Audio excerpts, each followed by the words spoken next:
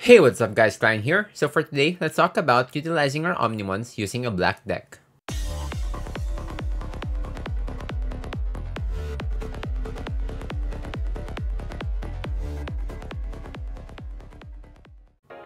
Okay, so as I've said repeatedly, BT5 is just around the corner.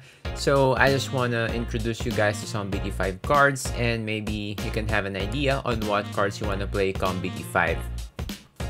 Please do note though that not all of the BT5 cards have been fully released yet. So as of the moment, I've only included the cards that I've seen with the leaks and the previews. And if there are any upgrades in the near future, I would upgrade my deck list. Okay, now let's talk about our Digi Eggs. First, so we have the 4 copies of Kapurimon.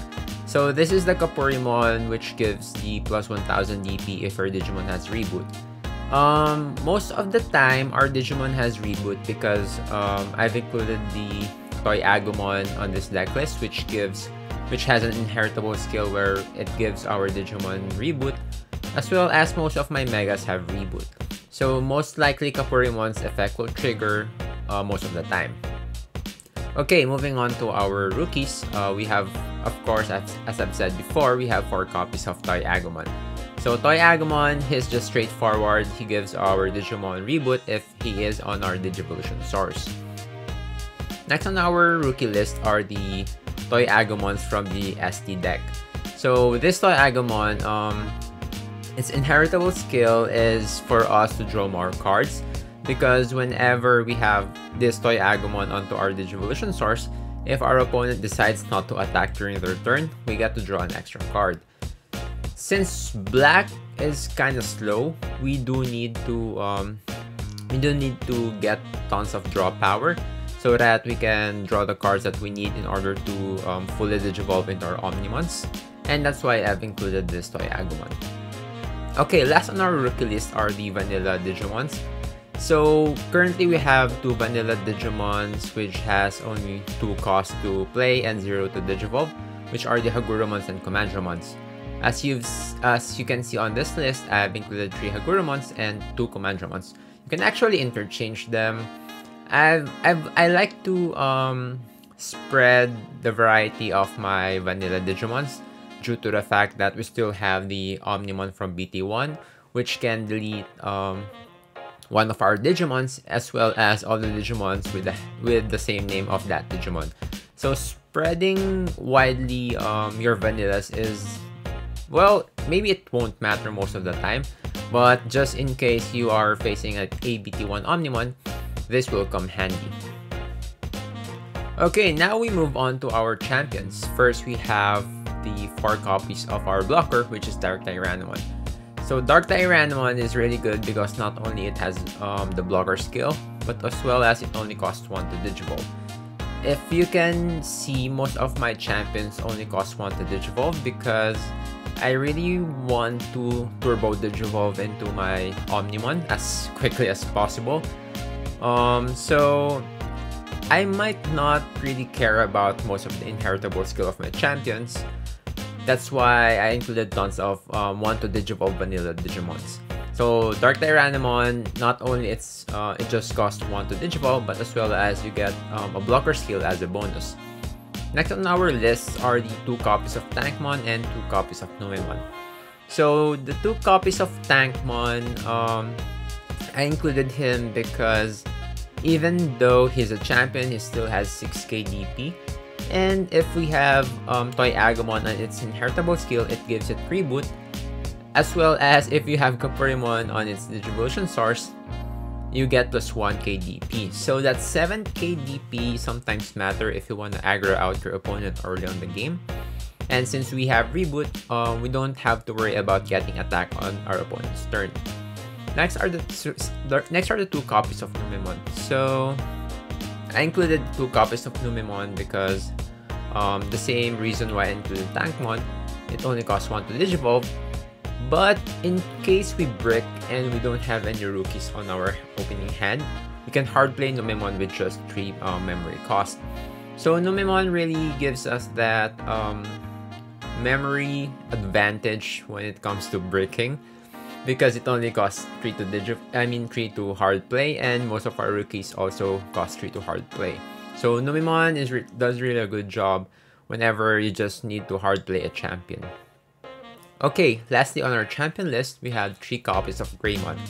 So Greymon is the only champion on this deck list which costs 2 to Digivolve.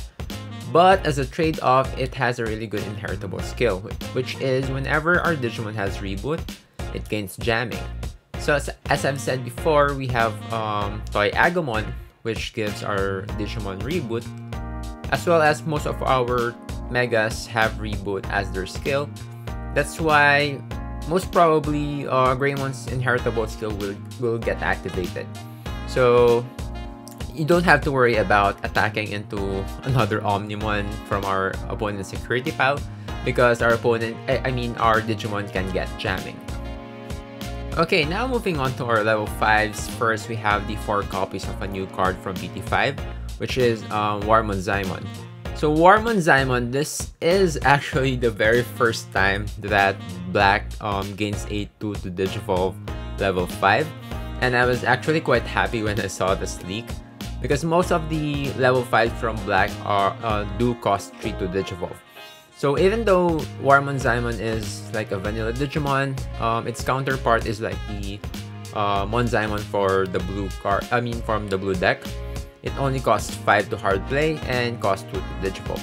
So Warmonzaimon is your key card if you wanna just turbo Digivolve into your level 6 or even your level 7. Okay, moving on to our next level 5s, we have 4 copies of Megadramon. I was actually quite conflicted if I wanna put in Megadramon or the level 5 Metal Greymon for Black. If you wanna go offensively, you can choose the Metal Greymon, because Metal Greymon's inheritable skill gives you +1 security attack if your Digimon has reboot, while Megadramon's inheritable skill is it gives your Digimon the blocker ability.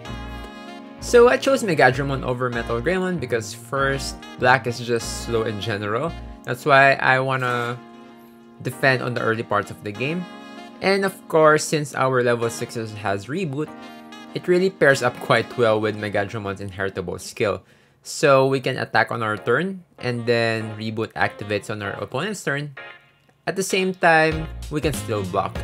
So Megadramon is just a good pair up with level 6 Digimon that has reboot. So speaking of our level 6s, now let's move on to our Megas.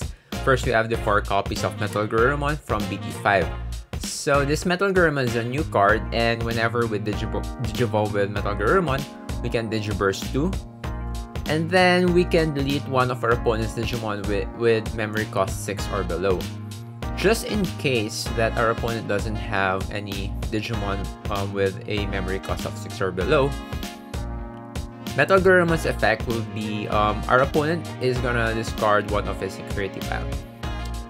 So Metal Garurumon is a really great card because first, it only costs 3 to Digivolve, which is huge. And at the same time, even though if we don't have any target with his Digiburst skill, it still does something, which is basically do 1 damage to our opponent. So Metal Garurumon really does a good job on just putting more pressure onto our opponent, or maybe controlling the board by reducing one of our opponent's Digimon. Okay, so moving on to our next level 6s, we have the 3 copies of Crest Garurumon. I just really love Crest Garurumon because it gives you huge board advantage, not only for offensive purposes, but as well as defensive purposes. So if you are on a pinch and you just need a blocker, you can Digivolve into Crest Garurumon, and maybe if you're lucky, you can reveal some blockers from the top of your main deck and then play them for free. Or if you just want to go offensively, you can maybe look up at some level 5s, and then next turn we can swing for the win. So Crest Garurumon really does a good job both on offense and defense, generally just increasing the number of Digimons of your board. Okay, now moving on to our level 7. This is our heavy hitter. We have 3 copies of the new Omnimon Zwart from BT5. So Omnimon Zwart, yes, it costs 6 to Digivolve, just like the other Omnimons from BT1 and the Alter S from BT3. But with some BT5 cards, you can actually cheat on its Digivolution cost. Omnimon Zwart in general just increases your board presence because it gives you additional 2 more Digimons onto the field whenever we Digivolve into Omnimon Zwart. And as I've said before, since we can cheat on its Digivolution cost, we can maybe attack at the same turn. We Digivolve into Omnimon Zwart, and we can delete one of our opponent's unsuspended Digimon. So not only we get to add more board presence on our part of the field, but as well as we reduce our opponent's board presence on their part of the field. So Omnimon Zwart is a really advantage card if we can just cheat on its Digivolution cost and then attack at the same turn. Okay, now let's talk about our tamers. First, we have the 4 copies of the new tamer from BT5, which is Takumi Aiba. So Takumi Aiba actually has I actually have 3 reasons why I included Takumi Aiba. First is it is to protect us from rookie rush decks, because as I've said before, black in general is such a slow deck, so getting rushed by rookies early on the game isn't really the best scenario for us. That's why Takumi Aiba can maybe delay some of those rookie rush strategies. Next is that Takumi Aiba just gives us more card draws whenever we Digivolve into our next Digimon. And that's always a good thing because we need to find some option cards in order to cheat on the Digivolution cost of Omnimon Zwart. And finding those option cards as soon as possible isn't such a bad thing. Lastly, we included Takumi Aiba because of the most obvious reason. It's a white tamer. And the option card that we will use in order to cheat on Digivolving into Omnimon Zwart is also a white option card. And since the only white Digimons at the moment are Diaboromon for level 6 and the Omnimons for level 7, of course, as well as Chaosmon, we need the tamer cards in order to play our white option cards. So Takumi Aiba only costs 2 to play, that's why it doesn't really hurt as much in terms of memory usage, and it really gives tons of advantage whenever we get to use some of its skill. Next on our tamer list is just a single copy of the new dual tamer, Taikami and Matishida. So I included this with the same reason as Takumi Aiba. I need some white tamers in order to play some white option cards. And we only have 2 white tamers at the moment, so I just included the Taikami and Matishida tamer. Although it also gives us some memory advantage because if ever our opponent does have a level 6 or higher Digimon, we get +2 memory whenever the turn is shifted to us.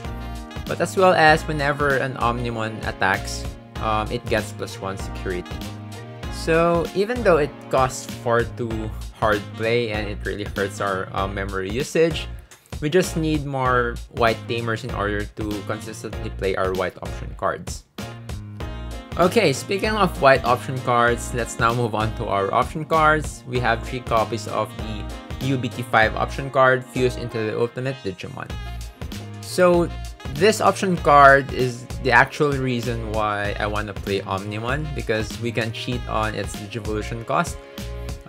Because what this option card does is, whenever we would Digivolve into our level 6 into a level 7, we can reduce the level 7 Digivolution cost by 6.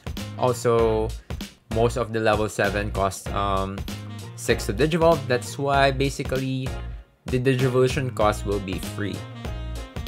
The only drawback though is that after your turn, you get to return your level 7 to the bottom of your library. But it doesn't really matter with Omnimon Zwart because once we've Digivolved into an Omnimon Zwart, we get more board presence on our part of the field. And whenever we attack with Omnimon Zwart, we can delete one of our opponent's Digimon. So basically, Omnimon Zwart already did his job on a single turn, and it doesn't matter if we return him onto the bottom of our main deck. So the main game plan of this deck is to Digivolve into our Crescurumon and then add more board presence on our part of the field. and then cheat the Digivolution cost of Omnimon Zwart using the new option card. So if we Digivolve into our Omnimon Zwart, we get to maybe get 2 level 5s from our trash pile onto our field without paying their memory cost. And then if we attack with Omnimon Zwart at the same turn, we can get back our Crescuramon from its Digivolution source onto our hand, and we get to delete one of our opponent's Digimon. And after all that damage that Omnimon Zwart has done, we then again Digivolve the level 5s that we revived from our trash pile into a Crescuramon that we returned with Omnimon Zwart's skill. So it's just like a cycle. If you have a god turn, maybe you can do 2 Omnimon Zwarts at the same turn.